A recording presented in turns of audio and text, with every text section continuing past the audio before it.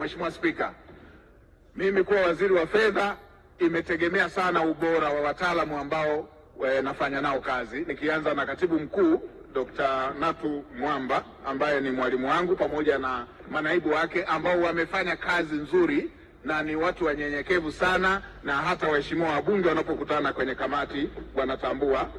Nimtaje kwa upekee Kamishna Jenerali wa Mapato. Mheshimiwa Mwenyekiti, ilikuwa kila nikikaa hapa napokea malalamiko kutoka kwa mbunge, lakini Kamishna Jenerali ameweza kuzielewa falsafa za Mheshimiwa Rais. Amekusanya mapato, na hata hapa wabunge sijapata manunguniko ya kila dakika kutoka kwenye majimbo yenu. Nikupongeze sana.